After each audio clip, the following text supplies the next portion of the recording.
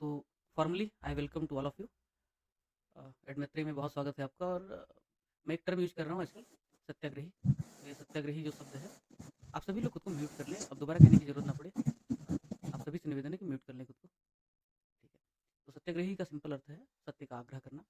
मैं बार बार एक ही सत्य का आग्रह कर रहा हूँ, और वो सत्य है मिसगाइडेंस के खिलाफ काम करने का। मिसगाइडेंस के खिलाफ काम करना मनसा वाचा कर्मणा तीनों होना चाहिए। इंटीग्रिटी के बारे में हम इंट्रोडक्शन जब लिखते हैं तो कहते हैं मनसा वाचा कर्मणा। मन में जो है वहीं वाणी पर, वहीं कर्म में। मैं जब कहता हूँ सत्याग्रह मिसगाइडेंस के खिलाफ, तब सिर्फ शब्द नहीं है बल्कि कर्म में भी, आचरण में भी उसका प्रयोग करना चाहिए। मेंस के दौरान जो बैच चल रहा है, मैंने कोशिश की कि रिसर्च किया जाए जितना हो सके उतना, और बहुत कम सामग्री में कम बोझ करते हुए लोगों को मार्गदर्शन किया जाए। प्रेम और मार्गदर्शन दोनों जीवन में और आपके जीवन को सरल बनाते हैं, बजाय कि और मुश्किल बनाने के, बहुत कॉम्प्लेक्स बनाने के। तो जो मार्गदर्शन सरल ना कर सके आपकी यात्रा को, वो मार्गदर्शन मार्गदर्शन नहीं हो सकता। इसी प्रयास में मैंने कोशिश की है कि जो बजट और इकोनॉमिक सर्वे है, उसको कुछ इस तरह से पढ़ाया जाए कि डेटा का बोझ पता ही ना चले, कॉमन सेंस का भरपूर इस्तेमाल हो, और जो बुद्धि है ना, जो कॉग्निटिव इवोल्यूशन है, वो एक स्तर ऊपर हो जाए। और मैंने एक चीज़ कही थी कि पॉल हेरारी अपनी पुस्तक में लिखते हैं होमोसेपियंस में कि इंसान और बाकी जानवरों में, और सबको पता है, ज़्यादा अंतर नहीं है, कॉग्निटिव इवोल्यूशन हमारा हुआ है। जो बौद्धिक विकास थोड़ा हो गया है, इमोशन तो जानवरों में भी होता है, तो निश्चित तौर पर उसका प्रयोग करना चाहिए। प्रयोग कैसे करना है हम देखते हैं सेशन के सहारे। लेट्स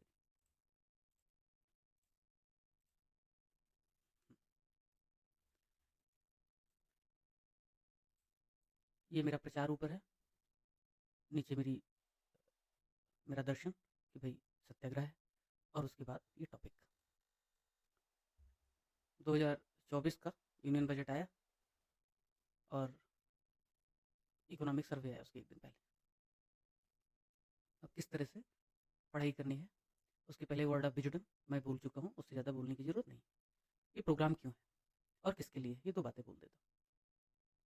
ये प्रोग्राम एक्चुअली, जैसा कि मैंने कहा, एक प्रकार का सत्याग्रह है। यूपी पीसीएस में 1 घंटे की चीज़ 10 घंटे में बताई जाती है। यूपी पीसीएस में 1 पेज का मटेरियल 10 पेज में बताया जाता है। यूपी पीसीएस में अच्छे बच्चे किन्हीं कारणों से जो यूपीएससी नहीं जाते हैं, नहीं करते हैं, या यूपीएससी में कई बार असफल होने के बाद इधर आ जाते हैं, उन सबका जीवन मुश्किल कर दे रहे हैं। और ये मुश्किल करने वाले लोग कौन हैं? ये वो लोग हैं जो बिल्कुल भी डिजर्व नहीं करते, जिनकी योग्यता किसी भी प्रकार से, और मैं इंक्लूडिंग टॉपर्स की बात करता हूँ, जिन्होंने यूपीपीसी टॉप भी किया होगा, रैंक भी लाया होगा, आधे घंटे तो छोड़ दो, 5 मिनट तो बात नहीं कर सकते किसी भी टॉपिक पर डीप में, चिंतन तो छोड़ दो, रटना, एग्जाम निकालना। और ये सब जब मैं बात कर रहा हूँ तो कोई फ्रस्ट्रेशन में नहीं कर रहा हूँ। मेरे खुद के 939 मार्क्स हैं जो ऑल इंडिया रैंक 500 के आसपास है यूपीएससी में। भले कैटेगरी की वजह से मुझे वो नहीं मिला। यूपी पीसीएस में 2021 में मैंने जिन पदों को छोड़ दिया, उन पदों को हासिल करने के बाद लोग 1-1 लाख सब्सक्राइबर्स का चैनल चला रहे हैं और ज़्यादा। ऑलरेडी सर्विंग हूँ, और कम से कम जब मैं 15 साल का था तब से पढ़ा रहा हूँ, और यही मेरा पैसन है, और इसीलिए मैं कर रहा हूँ। तो मेरा पैसन नहीं होता तो मैं कभी कर नहीं पाता। तो ये प्रोग्राम उत्तर प्रदेश पीसीएस में और स्टेट पीसीएस में जो मिसगाइडेंस है, जो समस्या है, उसको पूरी तरीके से खत्म करने की दिशा में ये पहला कदम है। और आप सब विनोबा भावे हैं उसके पहले सत्याग्रही। किसके लिए है? 1 जून 2024 को मैंने एक मेंस का बैच लॉन्च किया, उसका नाम रखा भगीरथ।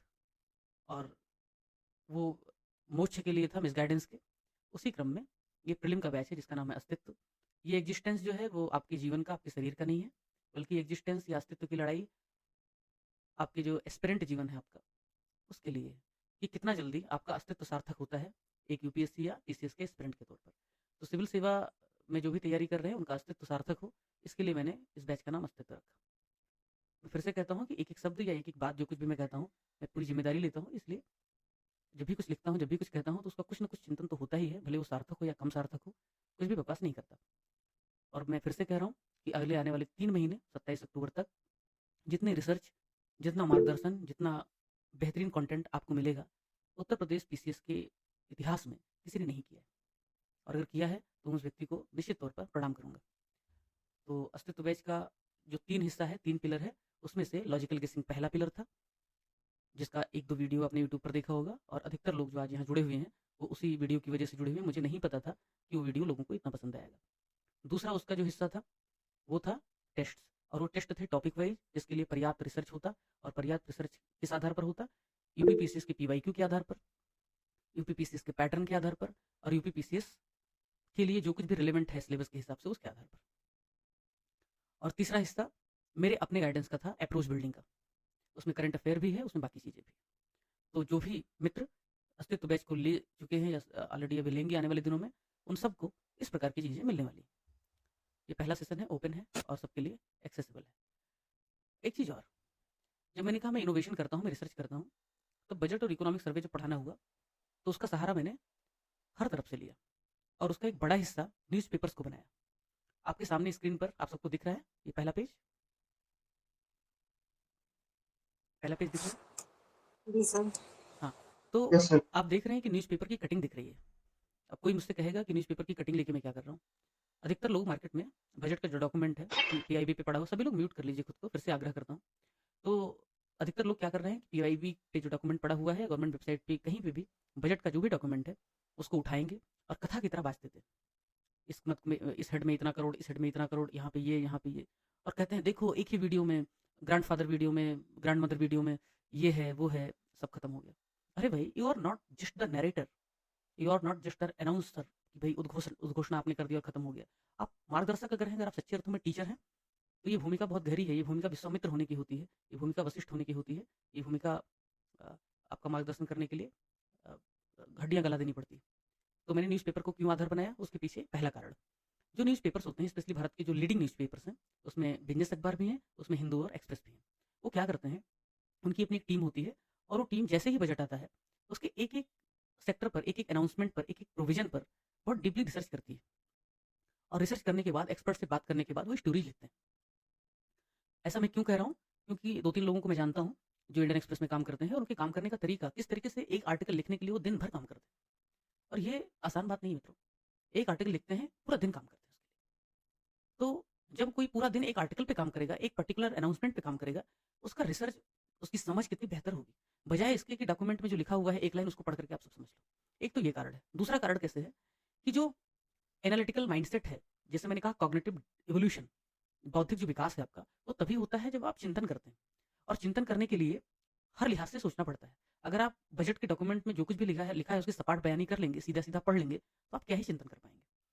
और थर्ड थर्ड जो सबसे महत्वपूर्ण बात है, वो यह है कि जो पेपर सेटर है, वो बजट का जो ऑफ़िशियल डॉक्यूमेंट है, उसको रटेगा या अखबार पढ़ता होगा। निश्चित तौर पर वो बुजुर्ग व्यक्ति अखबार पढ़ता होगा। अखबार पढ़ेगा तो उसके दिमाग में जो चीज़ें तैर रही होंगी, वो अखबारी चीज़ें तैर रही होंगी। ये 3 चीज़ें हैं महत्वपूर्ण। अब अंतिम बात, इसकी वेरासिटी यानी कि इसकी सत्यता की जाँच करने के लिए और इसको कॉम्प्लीमेंट करने के लिए, मैंने जितने भी ऑफ़िशियल डॉक्यूमेंट्स हैं, चाहे वो बजट का ऑफ़िशियल डॉक्यूमेंट हो, चाहे वो किसी भी सरकारी वेबसाइट पे उसकी कुछ भी प्रोविज़न दिए गए हों, वहाँ से मैंने चीज़ों को कोरिलेट किया है ताकि कुछ भी फैक्चुअल मिस्टेक ना हो। पहला जो प्रोविज़न है और मैंने उठाया है, किसी ने मुझे पूछा था कमेंट बॉक्स में, "अरे भाई, एक लेक्चर के बहाने 1 घंटे में कैसे आप पूरी इकोनॉमी पढ़ा दोगे?" मैं उस मित्र को एक ही चीज़ कहना चाहता हूँ, मुझे क्रिटिसिज़्म से प्रॉब्लम नहीं है, बस सीधा-सीधा कोई आरोप ना लगाएँ तो झल्ला जाता हूँ मैं। क्रिटिसिज़्म से प्रॉब्लम नहीं है तो उस मित्र को बताना चाहता हूँ कि भाई, एक लेक्चर में एक हिस्सा बताएँगे, दूसरे में दूसरा हिस्सा, और जितना महत्वपूर्ण होगा उतना हिस्सा बता देंगे। मैंने कब दावा किया एक लेक्चर में पूरी इकोनॉमी पढ़ा देंगे? और चूँकि 2 साल तक मैंने इकोनॉमी पढ़ाया है यूपीएससी के क्लासेस में, इसलिए मैं मानता हूँ मेरी इकोनॉमी सभी विषयों में सबसे बेहतर है। इसलिए मैं दावा कर सकता हूँ कि मैं जो पढ़ाऊँगा वो स्तरीय होगा, उसका स्टैंडर्ड होगा। तो जो सबसे पहले आपका आर्टिकल दिख रहा है, agriculture gets more food subsidies cut. अब यहाँ से सतर्क हो जाइए, थोड़ा सा सिंसियर हो जाइए। अगर बिस्तर पर लेटी हुई तो उठ के बैठ जाओ। Agriculture gets more food subsidies cut, मतलब जो कृषि क्षेत्र है उसमें बजट में ज़्यादा प्रावधान किया गया है उसके लिए, और फूड सब्सिडी कम हो गई है। फूड सब्सिडी कम हो गई है और एग्रीकल्चर को ज़्यादा मिला है। अगर ये बजट नहीं आया था और मुझसे कोई पूछता कि भाई क्या होने वाला है इस बार बजट में, मैं बिना कुछ सोचे यही कह देता एग्रीकल्चर बेहतर हो सकता है। क्यों? शिवराज सिंह चौहान जैसा व्यक्ति, जो इतना इतना हैवी लोडेड पर्सन था, उसको उठा करके कृषि मंत्री बनाया, तो निश्चित तौर पर वो कोशिश तो करेगा कुछ तो भी एग्रीकल्चर में काम करे। और अगर बजट ही नहीं मिलेगा तो पूरे साल करेगा क्या? और रिफॉर्म के लिए तो उसको लाया गया होगा शायद, नहीं तो उसे चीफ मिनिस्टर बने रह दे सकते थे या कुछ भी और करवा सकते थे। तो ये कॉमन सेंस जो है, वो एग्जाम में आपका बुद्धि खुला रहना चाहिए, काम करना चाहिए। दूसरा दूसरा ऐसे है कि इस मद में एक 1.52 लाख करोड़, एग्रीकल्चर के मद में 1.52 लाख करोड़ रुपए अनाउंस किया गया। ये डेटा सिर्फ इतना बता दे रहा हूँ ताकि आपके जो सबकॉन्शियस अनकॉन्शियस माइंड है, अचेतन और अवचेतन की जो का जो दिमाग है, उसमें घुस जाए और एग्जाम में जब ऑप्शन देखो तो कुछ पहचान, कुछ पता पता सा लगने लगे। बाकी कॉमन सेंस ही पेपर सॉल्व करना है। ठीक है। फिर उसके बाद क्या होता है, ये पहला हिस्सा हो गया कि एग्रीकल्चर को ज़्यादा मिला, फूड सब्सिडी में कमी आई। 1.52 लाख करोड़ रुपए, लगभग 1.5 लाख करोड़ रुपए इसमें दिया गया। लेकिन जो सबसे महत्वपूर्ण बात है वो 2-3 है। एक तो यहाँ है जिसमें लिखा है, अगर आपको क्लियर नहीं दिख रहा है तो बता सकते हैं, वैसे मैं जूम कर दिया हूँ काफ़ी, आप भी जूम कर सकते हैं अपनी स्क्रीन पर, कि जो एफपीओ है यानी कि फूड प्रोड्यूसर ऑर्गेनाइजेशन, उनको प्रमोट करने की बात कही।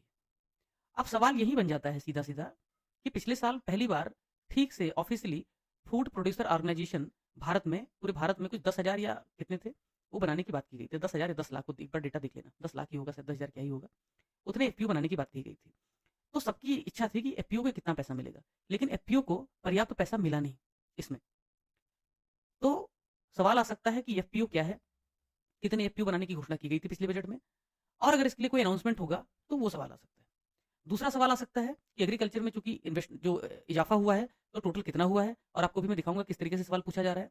और अगला जो हिस्सा है वो यहाँ पे है, कीवर्ड्स खाली मैंने आपको मार्क करके दिखा रहा हूँ कि जो डिजिटल क्रॉप सर्वे है खरीफ का, वो 400 डिस्ट्रिक्ट में किया जाएगा। तो सवाल जो बनेगा वो एग्रीकल्चर के हिस्से में जो एलोकेशन हुआ है उस पर जब बनेगा तब ये 2-3 चीजें ऑप्शन में रख सकता है। क्या रख सकता है कि एफपीओ के लिए ये धनराशि अलॉट की गई है, 400 डिस्ट्रिक्ट में खरीफ के लिए डिजिटल सर्वे की बात की गई है, या फिर ड्रोन दीदी नाम का एक कॉन्सेप्ट चल रहा है। और ड्रोन दीदी का कॉन्सेप्ट इसलिए चल रहा है क्योंकि जो मेंस के बच्चे होंगे उनको मैंने पढ़ाया था कि जो सेल्फ हेल्प ग्रुप है, एसएचजी है, गवर्नमेंट ऑफ इंडिया उसको बहुत प्रमोट करना चाहती है, और गवर्नमेंट ऑफ इंडिया उसको प्रमोट करना चाहती है एसएचजी को। इसके लिए उसने ड्रोन दीदी का कार्यक्रम काफी आगे बढ़ाया है। अगर आपको मैं बताऊं तो पूरे भारत में जितने एसएचजी हैं उसका 90% महिलाओं के अंडर काम करता है, यानी कि 90% की लीडर जो है वो महिलाएं हैं। इनकी टोटल जो वैल्यूएशन है वो 7,000 करोड़ है। मित्रों एक बात बताऊं मैं, प्रीलिम और मेंस की जो अलग अलग तैयारी करता है वो सफल हो नहीं पाता कभी। वो व्यक्ति जो इंटीग्रेटेड तैयारी करता है प्रीलिम और मेंस की, वही सफल होता है। तो जब मैं आपको ये बजट पढ़ा रहा हूँ, तो इतने सालों से मैं पढ़ रहा हूँ और इसी विषय को पढ़ा रहा हूँ, तब आपको मैं एक एक चीज बता रहा हूँ कि भाई ये चीजें, ये डेटा, ये फैक्ट आपके दिमाग में आ जाए, और अगर ये रिकॉर्डिंग आप दोबारा 1.5 में सुनो तो मेंस के लिए टॉपिक आपको वैल्यूडेशन करवा दे। तो एसएचजी में 90% महिलाएं हैं, 7,000 करोड़ रुपए इसका वैल्यूएशन। और ड्रोन दीदी का जो कार्यक्रम है, म्यूट कर लो यार, ठीक है। अब एक और महत्वपूर्ण बात, जिन लोगों ने, आप लोगों में से अधिकतर लोगों ने मेरा पहला और दूसरा वीडियो लॉजिकल गेसिंग का देख लिया होगा मित्रों, उसमें एक क्वेश्चन था। वो क्वेश्चन था कि हेल्थ मिनिस्ट्री को इतना पैसा मिला, डिपार्टमेंट ऑफ हेल्थ को इतना मिला, और रिसर्च में इतना खर्च किया, था या नहीं था? आप एक बार हैंड खाली रेज कर दीजिए कितने लोगों ने वो वीडियो देखा है मेरा, जिसमें ये क्वेश्चन था। ये क्वेश्चन याद आ रहा है आप लोगों को कि हेल्थ मिनिस्ट्री को 89,000 करोड़ रुपए मिला, डिपार्टमेंट ऑफ हेल्थ को 80,000 करोड़ मिला, और जो रिसर्च है उसके लिए कुछ 8900 करोड़ रुपए मिला। और मैंने आपको बताया था ट्रिक, वो ट्रिक एक्चुअली लॉजिक बेस्ड था, और वही लॉजिक यहाँ देखो मैंने निकाल दिया है आपके लिए।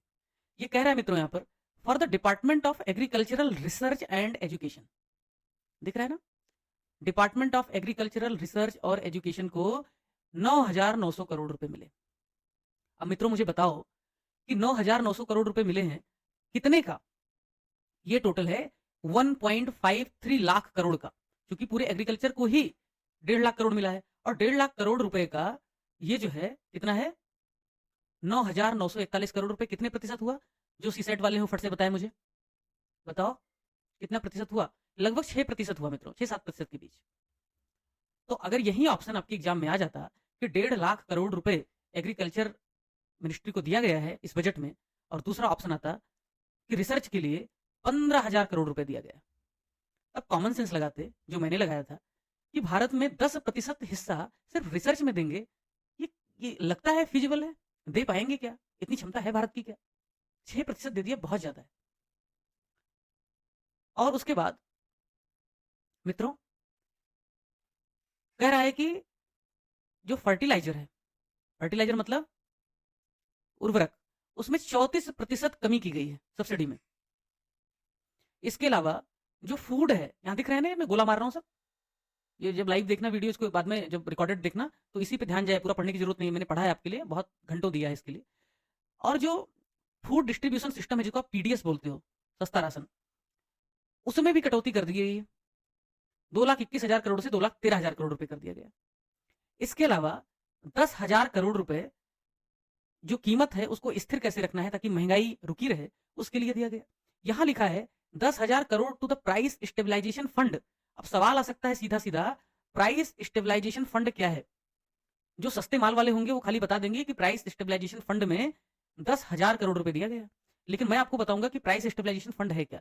दरअसल प्राइस स्टेबलाइजेशन फंड इसलिए रखा जाता है कि यदि मार्केट में किसी भी कमोडिटी की कीमत एक निश्चित लेवल के ऊपर चली जाए तो इस पैसे का उपयोग करके ओपन मार्केट सेल परचेज करके उस कीमत को बैलेंस रखा जा सके, ताकि इन्फ्लेशन का खतरा या डिमांड का खतरा, एक्सेस डिमांड का खतरा ना हो।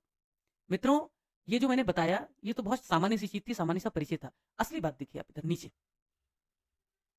ये वही 2023 का प्रश्न है जिसमें पूछा था कि एलोकेशन जो है वो इतना है, डिपार्टमेंट को एलोकेशन इतना है, हेल्थ रिसर्च पे इतना है और इस योजना पर इतना है। अगर कॉमन सेंस लगाते तो 89,000 करोड़ मिनिस्ट्री को था, तो 9,105 करोड़ रुपए कैसे रिसर्च को हो सकता है? 10% हिस्सा रिसर्च पे हो ही नहीं सकता, तो ये खत्म हो जाता। और 89,000 करोड़ में से 80,000 करोड़, ये बात अलग है कि फैक्चुअली उतना करीब नहीं है, लेकिन इस तकनीक और कॉमन सेंस की मदद से आप 99% जगहों पर सही हो सकते हैं। तो 89,000 करोड़ में से एक डिपार्टमेंट को खाली 80,000 करोड़ दे देगा, ये क्या उचित है? उचित नहीं है, इसलिए गलत है। अब देखो कैसे गलत है। यहाँ पे 1,53,000 करोड़ रुपए मिला था टोटल, किसको? एग्रीकल्चर मिनिस्ट्री को। उसमें से देखो ये काम भी उसको करना, ये काम भी करना, 500 करोड़ रुपए यहां देना और उसके बाद 9900 करोड़ रुपए रिसर्च में देना, 7,137 करोड़ रुपए इनको देना और उसके बाद 10,000 करोड़ रुपए प्राइस स्टेबलाइजेशन फंड की तरफ भी कुछ ना कुछ कंट्रीब्यूट इसको करना पड़ेगा। तो अगर सब कुछ देखा जाए तो पूरा पूरा पैसा किसी एक मंथ में खर्च हो नहीं सकता। तो ये कॉमन सेंस आप एग्जाम में लगा सकते हो, जो परीक्षा में पूछा जाएगा। इसके अलावा एक और प्रश्न आया था कि मनरेगा में सर्वाधिक कटौती की गई है और जल जीवन मिशन में सर्वाधिक वृद्धि की गई है। अब मुझे आप एक सवाल का जवाब दो, बहुत कॉमन सेंस का सवाल है कि जब ये मनरेगा में सबसे ज्यादा कटौती किया गया है पूछा था, तो मैंने बच्चों को कहा था कि भाई कोरोना के समय में मनरेगा जो था ना उसमें बहुत ज्यादा वृद्धि कर दी गई थी, क्योंकि लोगों के पास काम नहीं था, रोजगार नहीं था, तो रोजगार गांव में देना था। और जैसे ही कोरोना खत्म हुआ वो पैसा उस लेवल तक ऊपर रख नहीं सकते, उनको कुछ ना कुछ गिरावट करनी पड़ेगी। तो स्वाभाविक तौर पर कोई कीमत, चाहे वो सेंसेक्स का हो चाहे वो मनरेगा का हो, अगर बहुत ऊपर चला जाएगा तो नीचे उसको आना पड़ेगा। ऐसे इंसान भी होता है। अब यहां देखो आप, इसने कहा कि फर्टिलाइजर और फूड सब्सिडी पे पैसा कम कर रहे हैं। अब मुझे बताओ यार, ये जो प्रधानमंत्री अनाज वगैरह वितरण कार्यक्रम है, कोरोना में इतना ज्यादा करना पड़ा क्योंकि लोग भूखे हो रहे थे, सबको दे दो अनाज। इसके अलावा भी कई राज्यों को स्पेशल डिमांड पर उनको अनाज दिया गया, सस्ता भी कर दिया गया, लेकिन ये सस्टेनेबल नहीं है क्योंकि कोरोना जैसी स्थितियां बची नहीं है। तो फूड सब्सिडी ने अपनी पीक को छू लिया था, 2.5 लाख करोड़ रुपए के आसपास फूड सब्सिडी चली गई थी, 2,52,000 करोड़ तक। और ये पीक जब छू लिया तो मित्रों इसको और बढ़ाने का कोई संगत, कोई तर्क संगत, कोई रेशनैलिटी समझ में आती है क्या? ये नीचे ही आएगा, ये ऊपर जा ही नहीं सकता। और ये कॉमन सेंस है, नीचे चाहे 1 ही रुपया आएगा, आएगा ही आएगा। क्यों? क्योंकि इसने अपनी ऊंचाई छू ली है। तो जब सवाल पूछेगा कि फूड सब्सिडी में कट किया है पैसा या बढ़ाया है, जब कंफ्यूज करेगा तो सोच लेना कि फूड सब्सिडी में कोरोना के समय 2.5 लाख करोड़ रुपए अलॉट किया था, एलोकेट किया था। अब वो इतना एपेक्स था कि उससे नीचे ही अब मामला आएगा, उससे ऊपर जा नहीं सकता। एक तो ये कॉमन सेंस से आप ऑप्शन एलिमिनेट कर दोगे, तो एग्रीकल्चर या फूड के बारे में कोई भी सवाल अब बजट का आ जाएगा तो आप कर लोगे। प्लस आप प्राइस स्टेबलाइजेशन फंड भी जान गए हो, ड्रोन दीदी जान गए हो, सेल्फ हेल्प ग्रुप जान गए हो। और आगे देखो पीवाईक्यू के साथ एक और चीज मजेदार, यहां देखो इसी बजट की जो कवरेज की है न्यूज़पेपर्स ने, उसमें कहा कमेंट्री, सेंटर का सब्सिडी बिल अब कम होगा 5 साल के सबसे लोवेस्ट स्तर पर। अरे मित्रों, अभी बजट का एक प्रोविजन आपने देखा कि फूड की सब्सिडी कम कर दी जो 2.5 लाख करोड़ रुपए थे, फर्टिलाइजर की सब्सिडी कम कर दी 2 लाख करोड़ के आसपास, 1,93,000 करोड़, 1,82,000 करोड़ रुपए था हाईएस्ट जो गया था पीक। तब जब ये तो बड़े मद जो 40 से 50% टोटल सब्सिडी का कवर करते हैं, जब इनमें कम कर दिया, कमी कर दिया, तो सेंटर का जो सब्सिडी बिल है वो कम होगा कि बढ़ेगा? कम होगा ना भाई। और आधा सब्सिडी यानी लगभग 50% सब्सिडी जिस मद में जा रहा है, उस मद की सब्सिडी उसने काट दी, 30% कम कर दिया, तो टोटल सब्सिडी तो लोवेस्ट पे चली ही जाएगी ना। और 5 साल कह रहा है, इतना कॉमन सेंस यार। 2020 में कोरोना आया था मित्रों, आज चल रहा है 2024, 5 साल हो गए। जब कोरोना आया तो सरकार ने दिल खोल के पैसा सब्सिडी पे दिया ताकि कोई भूखा ना सोए। तो 5 साल हो गए, उसकी कमी अब देखिए धीरे धीरे देखी जा रही है सब्सिडी की। तो ये सब्सिडी 5 साल के लोवेस्ट स्तर पे तो रहेगी, क्योंकि 2019 में सब्सिडी कम थी ना, पीक तो 2020 और 21 में गया था, और वो पीक आज कम हो रहा है। तो कॉमन सेंस अगर आप रिलेट करते, इतना आपको ध्यान होता कि फूड और फर्टिलाइजर में सब्सिडी कम की गई है, तो निश्चित तौर पर आप कह पाते कि हाँ भाई 5 साल में सब्सिडी ओवरऑल कम हो गई। इतना आसान ही सवाल था, और ऐसे ही सवाल आएंगे। अब एक बात बताऊं मैं, उसमें एक जगह दिखा था कि डिजिटल पब्लिक इंफ्रास्ट्रक्चर को बेहतर करेंगे, अखबार में ही और बजट के प्रोविजन में ही लिखा था कि वो लोग डिजिटल पब्लिक इंफ्रास्ट्रक्चर, यहाँ देखो जिन लोगों ने नहीं देखा होगा, मुझे पूरा यकीन आप लोगों ने नहीं देखा होगा, कट गया, हाँ ये देखो भैया, यहाँ दिख रहा है डिजिटल पब्लिक इंफ्रास्ट्रक्चर, दिख रहा है? जी सर। तो डिजिटल पब्लिक इंफ्रास्ट्रक्चर एक टर्म यूज किया है, और फर्टिलाइजर पर सब्सिडी कम किया है। मैंने उस टर्म को पकड़ा कि वो मेंस और प्री दोनों के लिए बहुत फायदेमंद है, तो मैंने यहाँ लिख दिया what is digital public infrastructure, और इस सीधा सीधा सवाल आ सकता है जीएस 3 में, इंफ्रास्ट्रक्चर में, इनोवेशन, टेक्नोलॉजी, डिजिटाइजेशन में। दूसरा सवाल है why government cut subsidies in on fertiliser and food, ये दूसरा सवाल आ सकता है, और इसके आने वाले समय में क्या वे फॉरवर्ड हो सकता है। सीधा सीधा सवाल आ रहा है, इसलिए मैंने सीधा सीधा किया, यूपीएससी की तरह 3-3 डायमेंशन देकर घुमाया नहीं है। जितना सरल एग्जाम पूछता है उतना ही सरल करूंगा। एक संस्था है जिसका टेस्ट सीरीज बच्चे ने मुझे भेजा था, मैंने इवेल्युएट किया, और पता लगता है कि वो 4-4 डायमेंशन, 3-3 डायमेंशन दे रहे हैं। मेरे भाई, जो एक्चुअल वार में होने वाला है वहीं करो, उससे थोड़ा बेहतर करो। डिजिटल पब्लिक इंफ्रास्ट्रक्चर आपको अगर नहीं पता है तो मैं एक लाइन में बता दूं, आधार है ना, बायोमेट्रिक है, यूविन का नाम सुना है, यूनिवर्सल इम्यूनाइजेशन वाला, कोविन का नाम सुना है, और क्या है कोविन के अलावा? आपने वो नाम सुना है डिजी लॉकर, आपने ये नाम सुना है ये जो अपना सिक्योरिटी जिसमें रखा जाता है, एनएसडीएल। ये सब क्या है मित्रों? ये सब ऐसे टूल्स हैं, ऐसे इंफ्रास्ट्रक्चर हैं जहां आपका डेटा है, जहां आपके सर्विसेज हैं, जहां आपकी सिक्योरिटीज हैं, और ऐसे इंफ्रास्ट्रक्चर जो कि डिजिटल हैं, इसलिए इनको कहते हैं डिजिटल इंफ्रास्ट्रक्चर।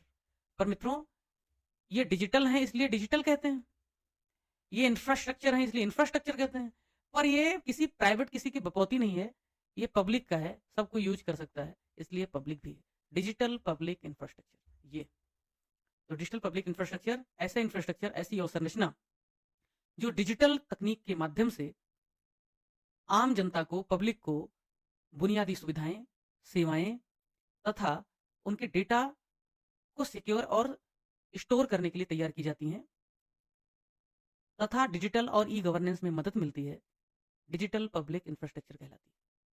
हो गया। दूसरा सवाल है why government cut subsidies on fertiliser, क्यों? क्योंकि गवर्नमेंट ने भर की सब्सिडी कम किया फर्टिलाइजर और फूड पे। उसका जवाब उन लोगों को मिल जाएगा जिन मित्रों ने मेरे टेलीग्राम चैनल को फॉलो किया है पिछले कुछ समय से, ज़्यादा समय हुआ ही नहीं एक्चुअली, गंभीरता से फॉलो किया है, और उसका नमूना मैं यहाँ दिखा रहा हूँ। ये है मैत्रेय, अपना एडमैत्रेय, किस तारीख को? अभी एक हफ्ते पहले ही। मेरा टैगलाइन है नो सस्ता माल। तो जो टॉपिक था वो टॉपिक था एग्रीकल्चर का, GS paper 3, fertiliser, MSP, technology, और ये आर्टिकल आया था। बहुत कठिन होता है अंग्रेजी में पूरा आर्टिकल पढ़ना, बुद्धि में उसको बसा लेना, और फिर उसको समराइज करके सिलेबस के टॉपिक वाइज पॉइंटर्स निकालना। अंग्रेजी से अंग्रेजी में करना बहुत आसान है, गूगल ट्रांसलेशन करना भी बहुत आसान है, ग्रीन हाउस को हरा घर लिखना बहुत आसान है, लेकिन उसको टॉपिक और सिलेबस के हिसाब से लिख पाना बहुत मुश्किल। मैंने क्या लिखा था एक हफ्ते पहले? फर्टिलाइजर पर सब्सिडी इतनी है, जो बढ़ गई थी बाद में, क्यों? क्योंकि जरूरत ज़्यादा बढ़ गई थी, तो गवर्नमेंट ने उसको दे दिया होगा और फंडिंग, लोन वो सब किया होगा। सब्सिडी को कम करने की जरूरत, वैकल्पिक तरीके अपनाने और कंपनियों के उत्पादन बढ़ाने पे सुझाव बताया था। क्या था? यूरिया की एमआरपी अंतिम बार 2012 में 5360 रुपए थी। अब कुछ लोग क्या करेंगे ना, सस्ते माल वाले, यूरिया की एमआरपी कितनी है, ये वाला क्वेश्चन, ये वाला स्टेटमेंट वो डाल देंगे अपने सस्ते मटेरियल में, सस्ते टेस्ट माल में, लेकिन वो उसके पीछे की लॉजिक नहीं बताएंगे, बस रटवाएंगे इसको। न्यूट्रिएंट बेस्ड सब्सिडी के माध्यम से फर्टिलाइजर की कॉस्ट कम की जा सकती है, ये बताएंगे, लेकिन ये नहीं बताएंगे न्यूट्रिएंट बेस्ड सब्सिडी होता क्या है। कुल फर्टिलाइजर का 94% सिर्फ 7 प्रकार के फर्टिलाइजर में यूज होता है, जिसमें डीएपी और यूरिया प्रमुख है। इसमें विविधता लाने की जरूरत है, जिससे सॉइल पोल्यूशन और यूट्रोफिकेशन, यूट्रोफिकेशन जो मित्र नहीं जानते हैं, पहली बार 6 महीने से तैयारी करें, उनको बता दूं कि मित्रों, ये है आपका खेत, यहाँ बारिश हुआ और आपने यहाँ खूब सारा यूरिया डाल के रखा था।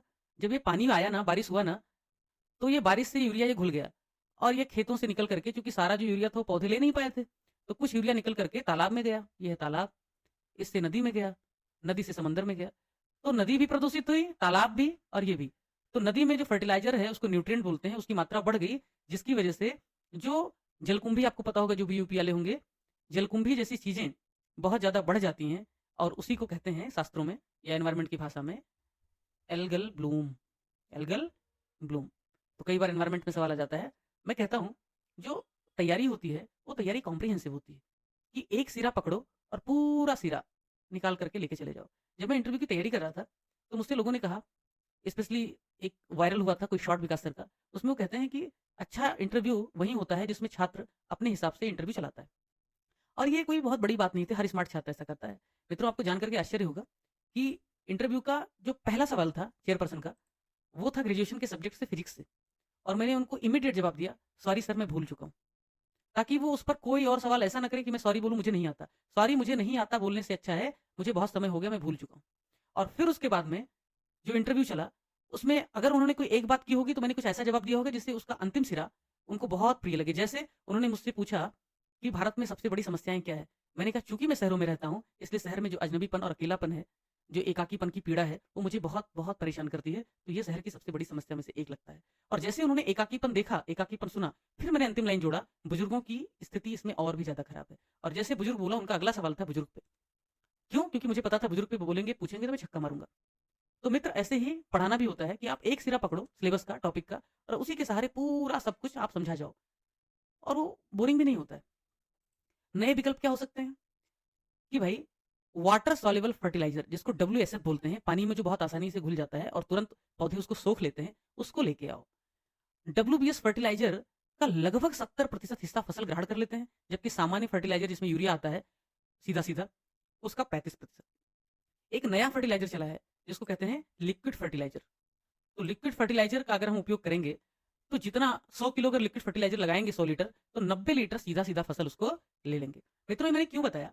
इसलिए बताया क्योंकि लगातार एक नहीं 10-10 आर्टिकल में आ रहा था कि भैया फर्टिलाइजर की सब्सिडी कम करो, सरकार पर बोझ कम करो, उसका इस्तेमाल नए तकनीक से लिक्विड फर्टिलाइजर जैसी चीजों में निवेश करके करो, उसका इस्तेमाल क्रॉप डाइवर्सिटी में करो, उन्नत किस्म के बीजों में करो, एग्रीकल्चर के रिसर्च में करो। और जब मित्रों इतने आर्टिकल आ रहे थे ना, तभी मुझे डाउट हो गया था कि जो मिनिस्ट्री है उसने एक्सपर्ट्स के साथ बैठक की होगी और उन एक्सपर्ट ने बताया होगा कि फूड सब्सिडी और फर्टिलाइजर सब्सिडी बहुत ज्यादा हो रही है, रिसर्च कम हो रहा है, प्रोडक्टिविटी बहुत कम हो जाएगी, क्लाइमेट जो चेंज हो रहा है, सूखा पड़ रहा है, जो फसलों की जो प्रोडक्टिविटी है भारत में वैसे ही कम, उसमें जो कमी आ रही है उसको आप रोक नहीं पाओगे, इसके लिए रिसर्च करना बहुत जरूरी है। इसलिए सरकार ने फर्टिलाइजर को कहा, भैया अब तुमको हम सपोर्ट कम करेंगे, और सरकार ने यह भी कहा कि अब हम रिसर्च ज्यादा करेंगे, ICAR को ज्यादा पैसे देंगे। तो अगर ये बजट नहीं भी आता तो कॉमन सेंस मेरा कह रहा था ये होने ही वाला है। तो अब ये हो गया है, तो मेरा कॉमन सेंस अब एक और कह रहा है मित्र, कि अब एग्जाम में एग्रीकल्चर में ये सवाल आने ही वाला है कि किस तरह से फर्टिलाइजर की सब्सिडी बहुत पीक पर थी, उसको कम किया गया है, इसके क्या क्या फायदे या नुकसान होंगे, क्रिटिकली एनालाइज करो। तो मेंस जिनको देना है वो समझ लें कि अभी से मेंस की समझ डेवलप कर लो, प्रीलिम के जस्ट बाद रेस बहुत तेज लगती है, पिछड़ जाओगे उसमें। इसलिए मैं कहता हूँ प्रीलिम और मेंस साथ में करो। Shifting focus from fiscal deficit to डेप्थ GDP रेशियो। अब भाई फिस्कल डिफिसिट तो कम हो गया सरकार का क्योंकि सब्सिडी कम कर दी, इसमें कोई रॉकेट साइंस है क्या?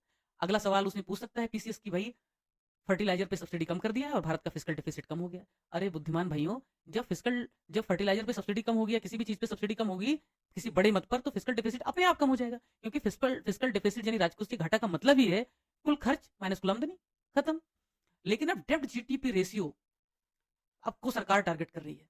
अच्छा, एक चीज यहाँ लिखा है, the government has cut the fiscal deficit target to 4.9 of the GDP for 2025 from 5.1 in interim budget. मित्रों, एक छोटी सी बात बताता हूं उनके लिए जो नहीं जानते, नए हैं। एक है FRBM, fiscal responsibility and budget management. NK Singh committee ने इस पर सुझाव दिया था और 2003 में संभवतः इसे लाया गया था।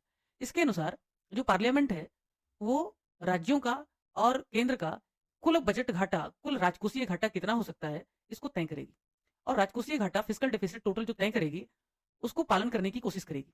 और अगर पालन नहीं कर पाएगी तो उसको क्या करना पड़ेगा, उसके लिए कानून में बदलाव लाना पड़ेगा। तो कानून में बदलाव लाने के लिए पार्लियामेंट ने एक तरीका निकाला, एक्चुअली सरकार ने तरीका निकाला एस्केप क्लॉज का।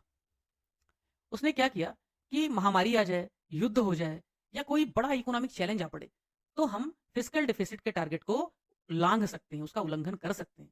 जनरली वो 2.5 से 3% के आसपास ही था, मुझे एग्जैक्ट डेटा नहीं याद है अभी, 2.5 से 3% था, जो लांघते लांघते 6% तक चले गए थे हम लोग। और कोरोना में बहुत ज्यादा खर्चा हो गया था, सरकार का पैसा आ नहीं रहा था, इसकी वजह से वो पीक पर था।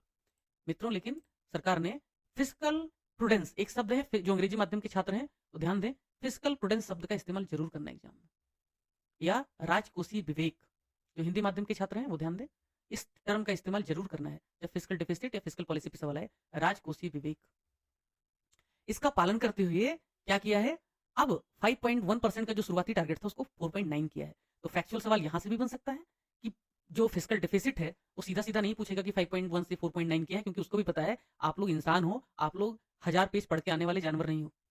तो करेगा क्या वो सवाल कि फिजिकल डेफिसिट का जो टारगेट है अब वो सरकार ने कम कर दिया है।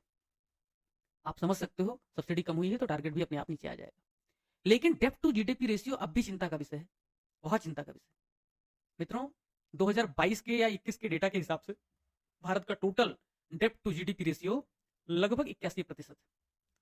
और एक बात बताऊं मैं आपको, डेब्ट टू जीडीपी रेशियो होता क्या है? यह है कुल उधार और यह है आपका जीडीपी। अगर जीडीपी 100 रुपए है तो आपने उधार कितना लिया? 80। मतलब 100 रुपए जीडीपी है और उसका लगभग 80 रुपए आपने उधार लेके रखा है। तो जब ज्यादा आप उधार लेते हो ना कहीं से, तो उसके बहुत नुकसान होते हैं। आपको ये कोई नहीं बताएगा क्या नुकसान होते हैं, क्योंकि उसको तो मेंस में पढ़ना है। और सस्ते माल वाले यूपीपीसीएस में जो है वो सस्ते माल वाले वो क्या करते हैं, कहेंगे प्रीलिम पास करने वाले जो विद्यार्थी हैं उनको हमारे कोचिंग से निःशुल्क मेंस परीक्षा की कॉपी का इवेल्युएशन मिलेगा, मूल्यांकन मिलेगा। अरे भाई, मूल्यांकन तो तुम तब करोगे जब उस बेचारे की कॉपी में कुछ तो लिखा होगा। उसके पास गाइड ही नहीं है, उसके पास रिसोर्स ही नहीं है। तुमने प्रीलिम का बैच चलाया क्यों? क्योंकि प्रीलिम में दिमाग नहीं लगता है। प्रीलिम में सिर्फ कहीं का ईंट कहीं का रोड़ा, भानुमति ने कुंभा जोड़ा डाल दिया। लेकिन जब मेंस आया आपने कहा इवेल्युएट कर देंगे, उसको कंटेंट तो दो। कंटेंट के नाम पे चेपोगे कॉपी पेस्ट तो कैसे चलेगा? उसका डेवलपमेंट तो प्रीलिम के साथ ही होना चाहिए। इसलिए इस लालच और इस भ्रम में मैं नहीं रहा। मैंने सबसे पहले मेंस को गाइडेंस प्रोवाइड किया। मैंने सोचा मुझे 20 बच्चे भी मिलेंगे लकीली, और बच्चों की विवेक की मैं तारीफ करता हूँ, उन्होंने मुझ में कुछ भी देखा और 40 से ज्यादा हो गए, और अभी तो काफी हो गए हैं उसमें एडमिशन। वो जो मेंस के बच्चे थे, मैंने सोचा कि अगर मैंने टारगेट रखा था कि 20 मिलेंगे और मैक्सिमम 25 करूंगा, और अधिकतर उन्हीं को लूंगा जो मेंस लिख चुके हैं, ताकि कम से कम कुछ तो बात मेरी समझे हो। तो इन बच्चों को क्या करूंगा, पहले मैं मेंस पढ़ाऊंगा, और जब ये मेंस इनकी थोड़ी बहुत तैयारी हो जाएगी तो फिर इनको प्रीलिम पढ़ाऊंगा, और इनको प्रीलिम पास करवा करके फिर से मेंस पढ़ाऊंगा, ताकि इनका मैं फाइनल सिलेक्शन करा सकूं। ये मेरा उद्देश्य था। How the question can be framed in prelim, ये है अब आपका। तो क्वेश्चन किस प्रकार से बन सकता है, अब तक आपको समझ में आ गया होगा कि किस तरीके से सवाल बनता है। क्वेश्चन बन सकता है कि 2024 के यूनियन बजट में एग्रीकल्चर सेक्टर को 1,53,000 करोड़ रुपए दिए गए हैं। निम्नलिखित में से असत्य कथन की पहचान कीजिए। स्टेटमेंट नंबर 1, एग्रीकल्चर रिसर्च में कुल 15,000 करोड़ रुपए की व्यवस्था की गई है। नमो दीदी के लिए, ड्रोन दीदी के लिए 1000 करोड़ की व्यवस्था की गई। तीसरा स्टेटमेंट आएगा कि जो फूड और फर्टिलाइजर की सब्सिडी है वो अब तक पिछले 5 सालों में सबसे कम है या सबसे ज्यादा है, पलट देगा वो। अगर गलत कराना होगा तो कह देगा सबसे ज्यादा है, सही कराना होगा कह देगा सबसे कम है। और यहीं पे आपका कॉमन सेंस काम करेगा कि भाई कोरोना बीत चुका है, सरकार अब लगातार कोशिश कर रही है कि उसका घाटा कम हो, तो निश्चित तौर पर ये कम किया गया होगा। लेकिन फिर भी यहां से अगर आप नहीं पकड़ पाते हो तो अगला स्टेटमेंट देगा और फिस्कल डिफिसिट अपने सबसे निम्नतम स्तर पर है। फिर आप इन दोनों स्टेटमेंट को पहचान करना। अगर कह देगा कि फूड और फर्टिलाइजर की सब्सिडी सबसे ज्यादा है, और दूसरा स्टेटमेंट कह देगा कि फिस्कल जो डिफिसिट है वो सबसे कम है, तो समझ लेना सब्सिडी जब ज्यादा होगा तो डिफिसिट कैसे कम हो सकता है। और मैंने लॉजिकल गेसिंग का थीम नंबर पहला या दूसरा ही था, बताया था कि जब दो स्टेटमेंट परस्पर विरोधी हों, एक दूसरे से टकरा रहे हों, तब दोनों कभी सत्य नहीं हो सकते। एक बिल्कुल सत्य होगा, एक बिल्कुल असत्य होगा। दो विपरीत व्यक्ति, और मैंने कहानी भी सुनाई थी कि का रहीम कैसे निभे केर वेर के संग, वो डोलत तना, कुछ ऐसे आपने कुछ फाटा अंग ऐसे करके था कि केला और बेर की दोस्ती नहीं हो सकती, बेर हिलता है तो केले का सीना छलनी हो जाता है। तो दो विरोधी स्टेटमेंट कभी सत्य नहीं हो सकते।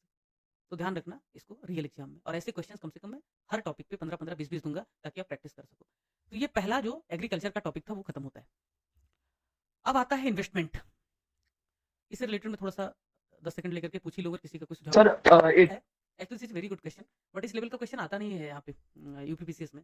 बट तुम सारी यूपीएससी प्रिपरेशन कर रहे हो तो तुमको मैं बताना चाहता हूँ कि अमेरिका की डेप्ट जीडीपी रेशियो भारत से ज्यादा है, जापान जैसे देश की ज्यादा है, और भारत में जैसे ही डेप्ट जीडीपी रेशियो थोड़ा भी बढ़ता है भारत परेशान हो जाता है, उसको कम करने की कोशिश करता है। इसके 3 कारण।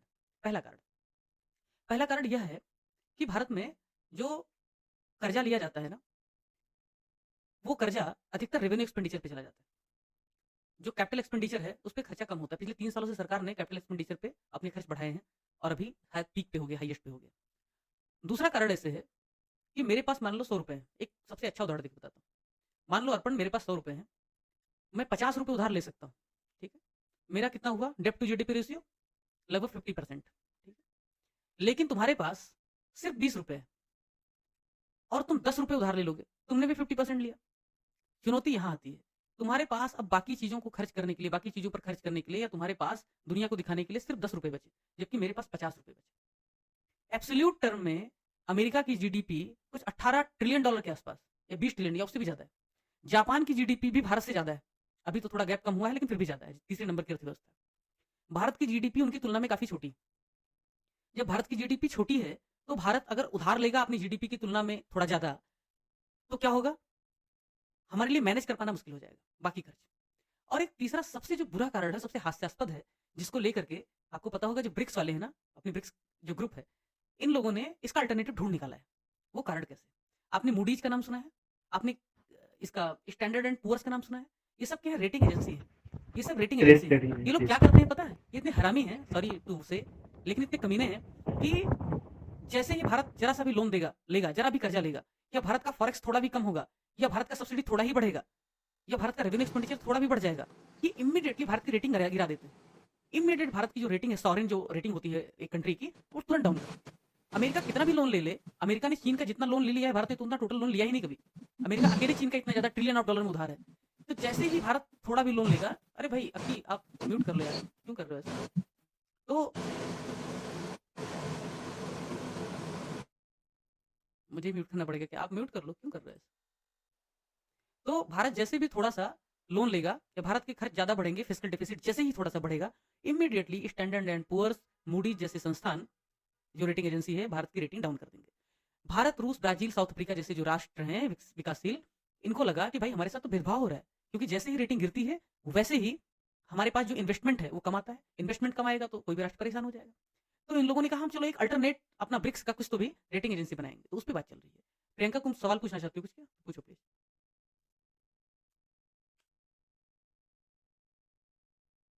ठीक है कर देंगे, चलो स्टार्ट करते हैं आगे।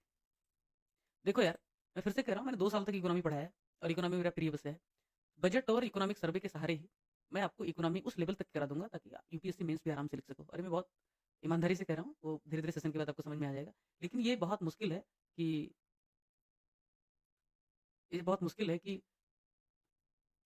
अ, आपको एक ही क्लास में सारी चीज़ें समझा दी जाए, तो थोड़ा सा मैं ट्रैक पे रहना चाहता हूँ और इसको करता हूँ, ठीक है, फिर आगे देखेंगे। लास्ट में सवाल, आपके सवाल जवाब करेंगे, ठीक है। चलो आगे बढ़ते हैं। अगला जो बजट का एक बड़ा पहलू है वो है सरकार। अब पहले क्या कहती थी जब मोदी गवर्नमेंट आई थी, डिस इन्वेस्टमेंट। लाल रंग नहीं काम कर रहा है तो कौन सा रंग कर लें, पीला नहीं, ब्लैक, ब्लैक कर दें क्या, नहीं ये भी नहीं। सर ब्लू ट्राई कर लीजिए एक बार।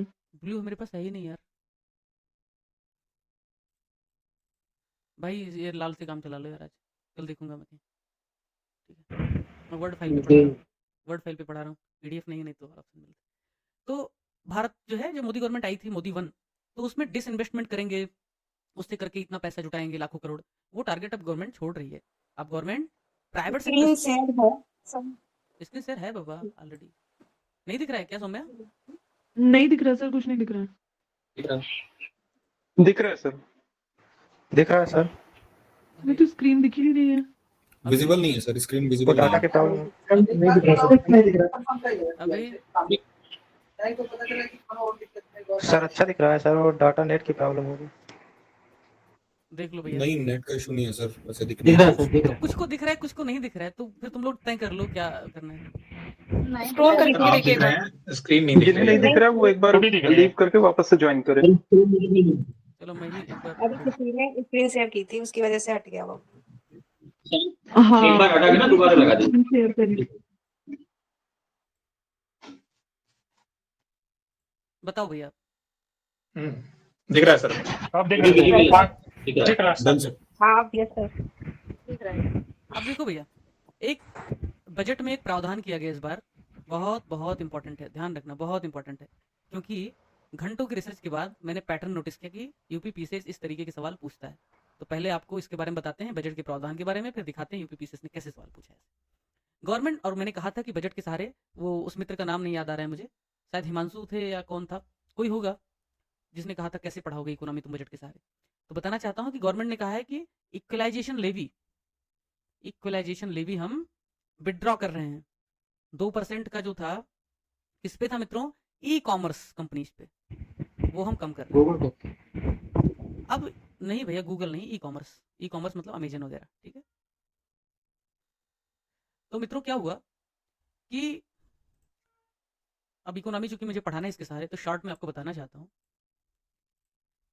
कि जो फ्रांस है उसने एक टैक्स लगाया, गाफा, गूगल, अमेजन, फेसबुक, अल्फाबेट, जो भी रहा हो, एक का मतलब। गाफा टैक्स में उसने कहा कि जो गूगल जैसी कंपनियां हैं उन पे टैक्स लगाएंगे। सवाल ये उठता है, गूगल जैसी कंपनियों पे क्या टैक्स नहीं लगता था? तब जवाब इसका यह है कि जनरली आपका जो इनकम टैक्स एक्ट है, इनकम टैक्स एक्ट 1961 क्या कहता है? कहता है कि जो संस्था भारत में काम कर रही है या भारत की है, भारत के लोगों को सर्व कर रही है, वो भारत में टैक्स देगी। वो कॉर्पोरेशन, वो कंपनी भारत में टैक्स देगी। ऐसे इंडिविजुअल के लिए भी है, क्यों भारत में टैक्स देगा। लेकिन भारत का कई देशों के साथ दुनिया के DTAA है। DTAA क्या कहता है? Double tax avoidance agreement. मतलब कोई भी व्यक्ति या कोई भी संस्था, कोई भी कॉर्पोरेशन, कंपनी डबल टैक्स नहीं देगी, दोहरा टैक्स नहीं देगी। कैसे दे सकती है? 30% यहाँ 30% वहाँ कैसे देगी? नहीं दे सकती। एक जगह पे करेगी, दूसरी जगह नहीं पे करेगी। अब गूगल जो कंपनी है, या मान लो अमेजन, जिसपे कम हुआ, भी अमेजन जो कंपनी है, ई कॉमर्स कंपनी है तो ये अमेरिका की, लेकिन कारोबार पूरी दुनिया में करती है। तो भारत सरकार ने अमेजन से कहा कि तुम प्रोडक्ट जो है वो भारत के नागरिकों को बेचते हो, तुमको जो प्रॉफिट होता है भारत से होता है, हमें टैक्स दो। अमेजन ने कहा भाई हम तुम्हारे यहाँ काम ही नहीं करते हैं, हम तो अमेरिकन हैं, अमेरिका में रजिस्टर्ड है, अमेरिका में हेड ऑफिस है, अमेरिकन गवर्नमेंट को हम टैक्स देते हैं, तुम्हें नहीं देंगे। भारत ने कहा ऐसे कैसे? हम तुम पे लगाएंगे इक्वलाइजेशन लेवी, सबको बराबर नजरों से देखेंगे। और लिखा है 1 अप्रैल 2020 से India imposed an equalization levy on considerations received on or receivable by the non-resident e-commerce operators। मतलब जो नॉन रेजिडेंट NRI, यानी कि जो भारत में नहीं रहता था, अमेरिका की कंपनी है, भारत की कंपनी नहीं, नॉन रेजिडेंट है, ई कॉमर्स है, मतलब अमेजन टाइप का, फ्लिपकार्ट टाइप का, ऐसी कंपनी पर 1 अप्रैल 2020 से भारत ने इक्वलाइजेशन लेवी नाम का टैक्स लगा दिया था, ताकि वो लोग टैक्स से बच ना पाए। और आपको पता होगा कि भारत और अमेरिका के बीच इस मुद्दे पर बहुत टकराव था। अमेरिका ने कहा कि भाई इक्वलाइजेशन लेवी आप कम करो। उसके पहले अमेरिका ने जनरल सिस्टम ऑफ प्रेफरेंसेस ऐसे करके जो उनका स्कीम था, जिससे हमें वो क्या करते थे, सस्ते रेट पर हमारा माल इंपोर्ट करते थे, वो उन्होंने क्या किया, खारिज कर दिया। ट्रंप महोदय ने ये काम किया था, जनरलाइज सिस्टम ऑफ प्रेफरेंसेस जो भी था उसको उन्होंने कैंसिल कर दिया था। हार्ले डेविडसन के लिए रात में 2 बजे ट्वीट करते थे वो। हार्ले डेविडसन मोटरसाइकिल थे, उसका इंपोर्ट सस्ता हो सके उसके रात के 2 बजे ट्वीट करता था वो। तो अलग ही प्रेसिडेंट था वो, क्या पता लौट आएगा तो फॉरेन पॉलिसी बहुत कुछ बदलेगी। भारत का डिफेंस तो बेहतर होगा, चाइना को कंट्रोल में रखेगा, लेकिन भारत के लिए ट्रेड में बहुत मुश्किल होने वाली, ट्रेड वार चलेगा, फिर से WTO खत्म ही हो जाएगा लगता है। अब देखो ये जो सवाल पूछा, यूपीपीसीएस ने 2018 में एक सवाल पूछा था, ये 2018 का पेपर मैंने उठा करके एनालाइज किया। भारत में डायरेक्ट टैक्स कोड निम्नलिखित में से किससे संबंधित है? अब मित्रों डायरेक्ट टैक्स कोड इसलिए उसने पूछा क्योंकि PC मोदी की अध्यक्षता में, CBT चेयरपर्सन थे उस वक्त, इनकम टैक्स को रीड्राफ्ट करने के लिए, डायरेक्ट टैक्स कोड नया लाने के लिए एक कमेटी गठित की गई थी, जिसकी वजह से डायरेक्ट टैक्स कोड चर्चा में था। अब इक्वलाइजेशन लेवी पर बजट में प्रावधान किया गया है, तो निश्चित तौर पर पूछेगा कि बताओ, यही यूपीपीसीएस का सवाल अगर मैं बदल दूं, हाल ही में बजट में इक्वलाइजेशन लेवी पर प्रावधान किया गया है, 2% इक्वलाइजेशन लेवी खत्म कर दिया गया है, यह किन के लिए है? किन के लिए है? और इसका जवाब होगा मित्रों, ई कॉमर्स कंपनी के लिए। कौन सी e commerce companies? Non resident e commerce companies के लिए। मैं कहना क्या चाह रहा हूं? कहना ही चाह रहा हूं कि जो लोग 1000 पेज का माल देते हैं, क्या जीवन में उन्होंने कभी भी यूपीपीसीएस के प्रश्नों को एनालाइज किया? मुझे नहीं पता, आप लोगों को ज्यादा पता होगा। अब तक मार्केट में सभी ने बजट और इकोनॉमिक सर्वे का कचरा उठा करके मोहल्ले में फेंक दिया होगा। और बच्चे उसको चाट रहे होंगे, ठीक है? इतना आसान था क्या कि तुरंत जैसे बजट आए और उठा करके उसको फेंक दो? क्या उनमें से उतने लोगों ने ये एनालाइज किया कि इस बजट में जो प्रोविजन है, इस प्रकार के प्रोविजन पे कोई सवाल पूछा भी गया है? कभी उन्होंने जहमत उठाई, पिछले सालों को विजिट करने की, घंटों दिए? करोड़ों कमाने वाले लोग भी एक रिसर्च टीम नहीं रख सकते ताकि ये पता कर सकें कि जो बजट में प्रोविजन होते हैं उन पे सवाल कैसे पूछा जाता है? अगर ये बता दें बच्चों को तो बच्चे क्या खुद से नहीं पढ़ लेंगे? जरूरी है क्या कि तुम करोड़ों उगाहो और उनको तरीका भी मत बताओ? तो समस्या इसी मिसगाइडेंस के खिलाफ है। ये हजारों पेज देंगे लेकिन काम की चीज नहीं सिखाएंगे। भाई किसी को मछली मत दो, मछली मारना सिखा दो ना। अगर आप ज्ञान देना चाहते हो, मार्गदर्शन करना चाहते हो। दूसरा सवाल इसी 2018 में ही आया था संभवतः, ईयर मैंने लिखा नहीं बट संभवतः, बाद में गाली मत देना आप लोग कि साल गलत बता दिया, कि according to the union budget 2021 wise, of course 2021 का सवाल है इसलिए नहीं लिखा, कॉमन सेंस की बात है। अब जब 2021 वाइज बजट लिखा है तो मैं 2021 यूपीपीसीएस में आया ये क्यों लिखूंगा यार? इतना गधा हूं क्या? तो सिखा रहा हूं लॉजिकल किसिंग, तो मैं इलॉजिकल बात नहीं कर सकता। 2021-22 की यूनियन बजट में फिनांस मिनिस्टर ने प्रपोज किया new levy of agriculture infrastructure and developmental cess, यानी कि 2021-22 के बजट में वित्त मंत्री ने कृषि ढांचा एवं विकास के लिए सेस, सेस मित्रों सेस, बताओ कौन से आर्टिकल में है कॉन्स्टिट्यूशन के? और सेस कौन लेवी कर सकता है और क्या सेस में राज्यों को हिस्सा मिलता है और कितने प्रतिशत टैक्स का हिस्सा अभी सेस में और सरचार्ज में जा रहा है? मित्रों 100 रुपए में से जो पहले 100 रुपए टैक्स कलेक्शन होता था अब इफेक्टिवली वो 70 रुपए ही 72 रुपए ही हो रहा है, क्योंकि लगभग 30 रुपए सेस और सरचार्ज के रूप में सेंट्रल गवर्नमेंट लेती है और सेस और सरचार्ज में कोई भी हिस्सा राज्यों को शेयर नहीं किया जाता है। कोई भी हिस्सा, मैं फिर से बताना चाहता हूं जो लोग नए हैं, सेस और सरचार्ज में केंद्र सरकार सारा पैसा खुद रख लेती है, राज्यों को एक भी पैसा, एक भी ढेला नहीं देती है और इसी बात पर राज्यों का विरोध है, फिस्कल फेडरलिज्म के खिलाफ मानते हैं। ये कर कितने उत्पादों पर लगाया गया? ये सवाल पूछा था यूपीपीसीएस ने साल 2021 में। तो मित्रों ये क्यों पूछा? क्योंकि उस साल एग्रीकल्चर सेस लाया गया था पहली बार। तो जब एग्रीकल्चर सेस लाया गया तो उसने सवाल पूछ लिया एग्रीकल्चर सेस पर। अब इक्विलाइजेशन लेवी लाया गया तो सवाल पूछेगा इक्विलाइजेशन लेवी कितने प्रतिशत हटाया गया है? तो जवाब होगा 2%। ये जो क्वेश्चन था इसका फॉर्मेट था इक्विलाइजेशन किससे संबंधित है। दूसरा जो क्वेश्चन है उसका फॉर्मेट है इक्विलाइजेशन लेवी का परसेंटेज कितना है। एक बिल्कुल फैक्चुअल, एक थोड़ा कॉन्सेप्चुअल, बट पैटर्न है तो भैया आपको पढ़ना पड़ेगा और इस प्रकार से पढ़ोगे तो आप बजट के जो प्रोविजन है उनको अच्छे से पढ़ पाओगे और क्वेश्चन तो आते ही। मैंने मेंस के लिए सवाल बनाया है, what is equalisation levy, why India withdrawn it, when it has imposed, तो कर देने का जवाब प्रीलिम के लिए भी आ सकता है। अब देखो एक सवाल आया मित्रों साल 2000, हाँ लास्ट ईयर, आप देख रहे हो स्क्रीन मेरी,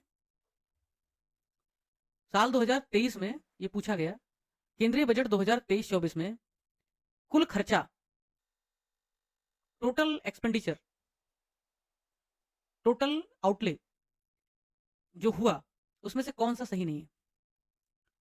पहला ऑप्शन है इंटरेस्ट पेमेंट, ब्याज का भुगतान, दूसरा है सब्सिडी, तीसरा है टैक्स में राज्यों की भागीदारी, चौथा है डिफेंस। अब यार बहुत साधारण सी बात है, कॉमन सेंस की बात है कि भाई कौन सा सही नहीं है, तो मुझे बताओ कॉमन सेंस का इस्तेमाल करके इसमें से कौन सा सही नहीं होगा, कौन सा सही नहीं हो सकता? इस क्वेश्चन को देखो और मुझे बताओ कि कौन सा इसमें सही नहीं हो सकता। बोलो। सी हाँ, सी सी टैक्स और शुल्कों में राज्य की भागीदारी, ठीक है। अब क्या है, एक कॉमन चीज आप नोट कर लो, कोई भी राष्ट्र ना अधिकतर अपना खर्चा, विकासशील राष्ट्र स्पेशली, उधारी लेकर चलाता है और अधिकतर हिस्सा उसका इंटरेस्ट में चला जाता है, क्योंकि उसको डेवलप करने के लिए, विकसित होने के लिए पैसा लेना पड़ता है। कोई भी कंपनी जब स्टार्टअप होती है, शुरुआत में ग्रो करती है, जैसे मेरा नेफ्यू है वो एक स्टार्टअप चला रहा है, उसके लिए वो लगभग 2 महीने से फंडिंग के लिए परेशान है। और जितने एंजल इन्वेस्टर हैं, अभी एंजल टैक्स को भी हटाया है, वो भी पढ़ेंगे, तो जितने भी एंजल इन्वेस्टर हैं उससे इतने रिपोर्ट्स, इतने कॉम्प्लायंसेस मांगते हैं और फिर देते नहीं पैसा। तो शुरुआत में उसको लोन लेना है, फंडिंग लेना है, उसके सिवाय वो ग्रो नहीं कर पाएगा। फिर वो पैसा लेकर के ग्रो करेगा तो टैक्स भरेगा। इसलिए कोई डेवलपिंग जो कंट्री होती है, विकासशील राष्ट्र होता है, उसको शुरुआत में लोन चाहिए, पैसे चाहिए, तभी वो डेवलप कर सकता है। बजट का एक चार्ट मैंने निकाला, उस चार्ट की सहायता से आपको मैं कुछ कॉन्सेप्ट समझाना चाहता हूँ, आपको कभी नहीं भूलने वाला है। रुपीज गोज टू, पैसा कहाँ जाता है, ऐसा करके चार्ट। मित्रों सबसे ज्यादा जो पैसा जाता है वो कहाँ जाता है पता है आपको? स्टेट का शेयर, और दूसरा है इंटरेस्ट पेमेंट। और ये जो दो डेटा है ना, ये फ्लक्चुएट होते रहते हैं। ये क्या होते रहते हैं? चेंज होते रहते हैं। क्यों चेंज होते रहते हैं? इसलिए चेंज होते रहते हैं क्योंकि स्टेट का जो शेयर है ना, वो एक पर्टिकुलर परसेंटेज में है, और जो इंटरेस्ट पेमेंट है वो भी एक पर्टिकुलर परसेंटेज में है। अगर लोन ज्यादा ले लिया या हार्ड लोन ले लिया, तो लोन दो प्रकार के होते हैं, एक सॉफ्ट होता है, एक हार्ड होता है। अगर हार्ड लोन लिया, मान लो 4% पर ईयर के दर पर लिया, तो इंटरेस्ट पेमेंट ज्यादा जाएगा। अगर वो लोन शॉर्ट टर्म का है तो उसका इंटरेस्ट और मूलधन ज्यादा जाएगा। अगर वो लोन जापान की इंटरनेशनल डेवलपमेंटल एजेंसी से है, आईडीए से है, वो लोन वर्ल्ड बैंक से है, तो क्या होगा? इंटरेस्ट कम जाएगा, मूलधन भी कम जाएगा। मित्रों सौभाग्य की बात है कि भारत का अधिकतर लोन लॉन्ग टर्म का है और सॉफ्ट लोन है। इसकी वजह से बैलेंस ऑफ पेमेंट की क्राइसिस कम होती है। कोई भी राष्ट्र ऐसे लोन को लेना चाहता है जो लॉन्ग टर्म का हो और सॉफ्ट लोन हो, 100 साल में चुकाना हो और कम रेट पर चुकाना हो। इसीलिए भारत ने अपना मेट्रो जो बनाया है गुजरात के अहमदाबाद से लेकर के मुंबई तक, उसके लिए जो जापान की इंटरनेशनल डेवलपमेंट एजेंसी है, जो जो भी फंडिंग करती है, जो भी उनका नाम होगा, Japan developmental whatever the name is, उसने भारत को 50 साल से भी ज्यादा के लिए लोन दिया है, और बहुत शॉर्ट लोन दिया, 1% से भी कम पे। तो ये हिस्सा घट बढ़ सकता है क्योंकि डिफरेंस ज्यादा 19% और 21% पे है नहीं। इसलिए एग्जाम में दोनों में अगर कंफ्यूज कराए तो बस भाग्य के भरोसे उसको मार्क करना, कोई इसका तुक्का नहीं। ये भी सही हो सकता है, ये भी सही हो सकता है। पर भारत की इकोनॉमी अगर मजबूत स्थिति में है तो ये गलत हो जाएगा, ये सही हो जाएगा, ज्यादा टैक्स स्टेट को मिलेगा। भारत की इकोनॉमी खराब है, लोन ज्यादा ले रहे हैं, ज्यादा खर्च कर रहे हैं, मंदी आ गई है, तो मंदी आ गई 2008 जैसी अगर मंदी आ गई है तो भारत सरकार ज्यादा लोन लेगी, लोन लेकर के खर्च करेगी तो इंटरेस्ट ज्यादा हो जाएगा, तो निश्चित तौर पर ये वाला हिस्सा बढ़ जाएगा। वो डिपेंड करता है सिचुएशन कैसा है, प्लीज ये ध्यान रखना, ठीक है। अब बाकी डिफेंस, यार डिफेंस का शेयर लगभग सेम रहता है हर साल, तो उसमें समस्या है नहीं। बस मैं ये बताना चाहता था कि ये वाला चार्ट एक बार देख लिया करो हर साल बजट में, और उसमें से 2-3 बड़े बड़े, डिफेंस हो गया, ये हो गया, ये हो गया, और ज्यादा से ज्यादा तो सेंट्रल सेक्टर स्कीम का देख लेना और सेंट्रल स्पॉन्सर्ड स्कीम का देख लेना, क्योंकि ये सब प्राइम मिनिस्टर आयुष्मान योजना वगैरह चल रहा है तो पैसा बहुत जा रहा है, तो इन दोनों का देख लेना एक बार, बस क्वेश्चन कर लोगे आप। क्वेश्चन के आंसर बताना मेरा बहुत ज्यादा उद्देश्य है नहीं, मेरा उद्देश्य है किस तरह से बजट के माध्यम से इकोनॉमी पढ़ा दूं, किस तरीके से सवाल कैसे फ्रेम हो रहा है वो बता दूं, उसको हल करने का तरीका सिखा दूं, लॉजिक सिखा दूं। बस एक बड़ा सवाल मित्रों, कैपिटल गेन टैक्स। 2 प्रकार के कैपिटल गेन टैक्स होते हैं। कैपिटल गेन 2 प्रकार के होते हैं, एक एलटीसीजी और एक एसटीसीजी। अब एलटीसीजी और एसटीसीजी की जो डेफिनेशन है वो भी 2 प्रकार की होती है। अगर वो शेयर है, स्टॉक मार्केट में आपने लिया है, अगर शेयर स्टॉक मार्केट में लिया है तो 12 महीने 12 मंथ से कम का है मैच्योरिटी, तो हो जाएगा शॉर्ट टर्म, लघु अवधि के लिए। अगर वहीं 1 साल यानी 12 महीने से ज्यादा के लिए है तो हो जाएगा लॉन्ग टर्म एलटीसीजी। किंतु अगर शेयर मार्केट में आपने शेयर नहीं लगाया है, शेयर नहीं परचेज किया है, उसके सिवाय कुछ है, अचल संपत्ति है कुछ, तो वहां पर 3 साल 36 मंथ्स से कम का अगर वो कैपिटल है तो हो जाएगा एसटीसीजी शॉर्ट टर्म, 3 साल से ज्यादा का है तो हो जाएगा लॉन्ग टर्म। अब वो समस्या कहां आ रही है वो बताता हूं मैं। समस्या ऐसे आ रही है मित्रों कि ये जो होते थे फॉरेन इन्वेस्टर्स जो होते थे उनको बोलते हैं FII, foreign institutional investors, FII. FII क्या करते हैं? बिलियंस ऑफ डॉलर्स भारत के शेयर मार्केट में लगाते हैं, और बिलियंस ऑफ डॉलर जब लगाएंगे शेयर मार्केट में, उसके बाद जैसे ही मुनाफा होगा उसको लेके चले जाएंगे।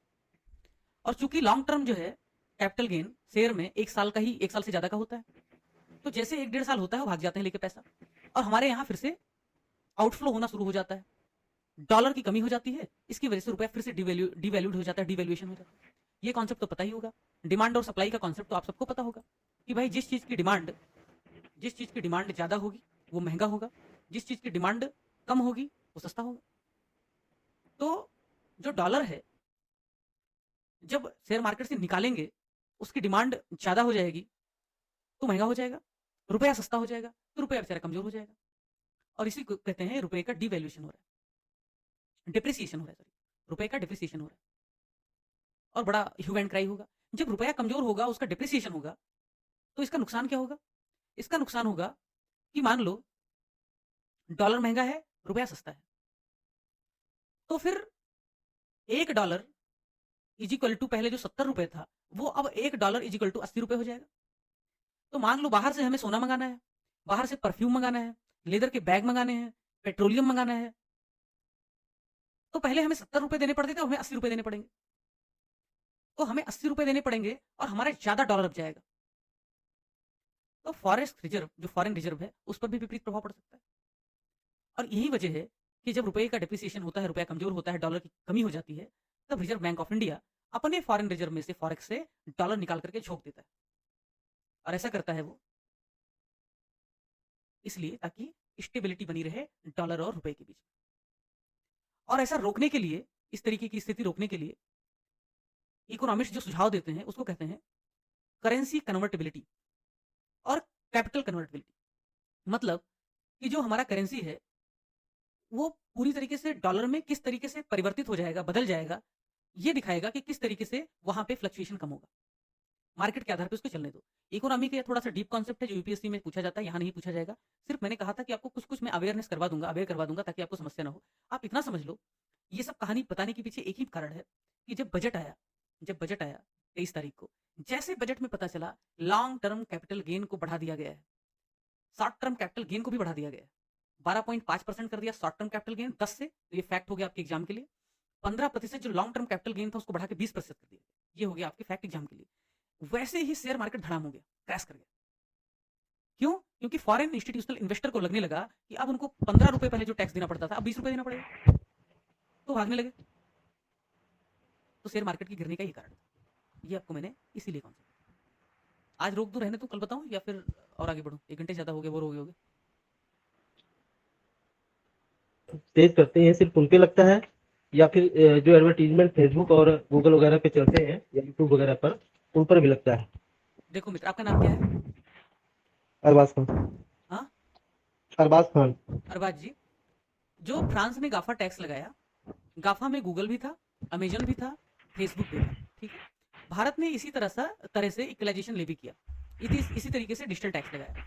वो सारी कंपनियां जो भारत की नहीं है, भारत के बाहर की हैं, इसीलिए उनको कहा गया नॉन रेजिडेंट, और उन सभी नॉन रेजिडेंट कंपनियों पर भारत ने टैक्स लगाया।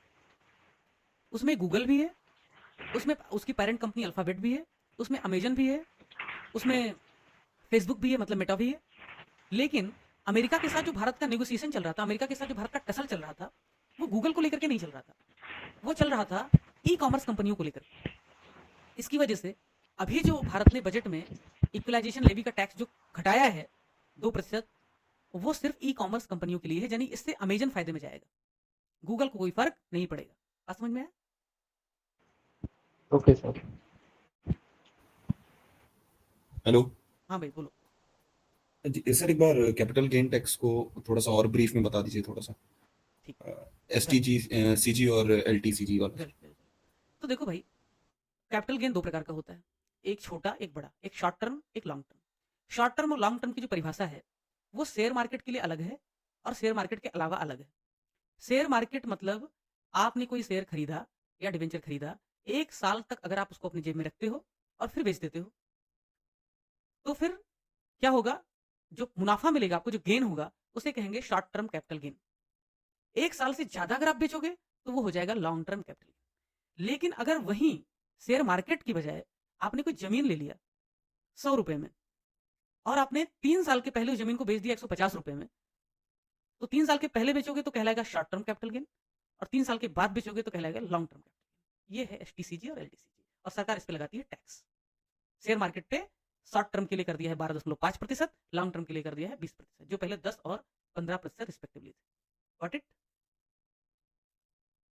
यस सर, क्लियर हो गया, थैंक यू सर।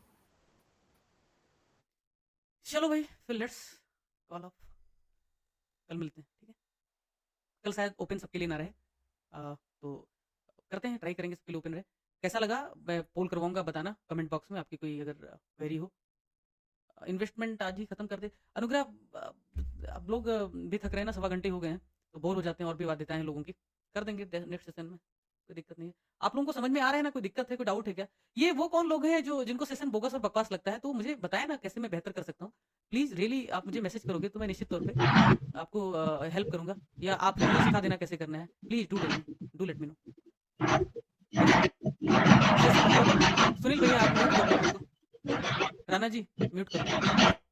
तो सेशन को बोगस और बकवास बताने वाले मित्र जो है ज़्यादा मेरी हेल्प कर सकते हैं, तो प्लीज़ अपने व्यूज़ शेयर किया करो। और मैं हमेशा बोगस सेशन था इसका ऑप्शन डालता ही डालता हूँ, ताकि आपकी भी अभिव्यक्ति बची रहे, व्यक्ति की आज़ादी बची रहे।